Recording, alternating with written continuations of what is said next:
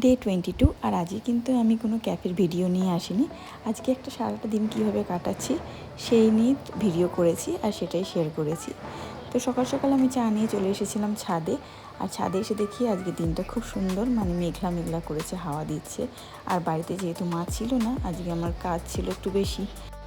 গতকাল রাতের বাসন ছিল আর আমি সেগুলোই তাড়াতাড়ি করে মেজে নিয়ে ফ্রেশ হয়ে স্নান করে নিলাম। ঘড়িতে তখন দেখলাম 8টাও বাজেনি।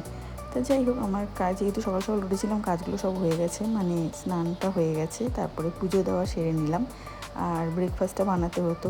তো দিদিকে জিজ্ঞেস করলাম কী খাবি, দিদি বললো কম সময়ের মধ্যে যেটা হবে সেটাই কর। আর তখনই মাথায় আসলো একটা খুব সহজ পদ্ধতিতে বানানো পাস্তার রেসিপির কথা। তো চট করে সেগুলো বানিয়ে নিলাম। আর বাড়িতে সব ছিল, মানে পনির ছিল, মেন ইনগ্রিডিয়েন্টস ওটাই। তো পনিরটা পেস্টের মতো করে নিয়ে জাস্ট পাস্তার সঙ্গে মিশিয়ে নিতে হবে। আর এদিকে পাস্তাটা টমেটো আর পেঁয়াজ দিয়ে শুধু একটুখানি সিদ্ধ করে নিতে হবে। তার সাথে পেস্টটা দিয়ে জাস্ট নেড়ে নেওয়া, মানে আমার হার্ডলি হয়তো 20 থেকে 25 মিনিট মতো লেগেছিলো বানাতে, তার বেশি নয়। কিন্তু খেতে খুবই টেস্টি হয়েছিল, একটু ক্রিমি ভাব ছিল, যেহেতু পনিরটাকে পেস্ট করে দিয়েছিলাম। তো মানে নতুন ডিশটা ট্রাই করলাম, কিন্তু খেতে অপূর্ব হয়েছিল। তারপরে আমরা আবার লাঞ্চের কথা ভাবতে শুরু করলাম যে আজকে যখন সারাদিন ছুটিই আছে, লাঞ্চেও কিছু একটুখানি অন্যরকমই কিছু বানানো যাক। তো সেইভাবে একটা নেপালি ডিশ আমি কিছুদিন আগে এটা দেখেছিলাম সোশ্যাল মিডিয়াতে, সেটা আমি সেভ করে রেখেছিলাম। তো সেটা ফোন ঘাঁটতে সেই রেসিপিটা বার করলাম। ডিশটার নাম হলো চিকেন চিকৌনি, নেপালি ডিশ। ডিশটার নামটার সাথে সাথে খেতেও বেশ হাটকে ছিল, একটু ডিফারেন্ট খেতে ছিল, আমার তো বেশ ভালোই লেগেছে।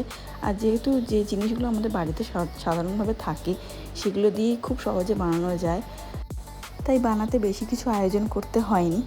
রেসিপিটা যদি কারোর লাগে আমাকে অবশ্যই কমেন্ট বক্সে জানিও, আমি দিয়ে দেবো। ভিডিওতে প্রত্যেকটা স্টেপ যদিও আমি খুব ভালোভাবে দিয়েছি, তাই ভিডিওটা পুরোটা ভালোভাবে দেখলে তোমরাও করতে পারবে, খুব সহজ। তো যাই হোক, এবার চিকেনটা খাওয়ার পালা। চিকেনটা বানাতে হার্ডলি 25 মিনিটস মতো লেগেছিল।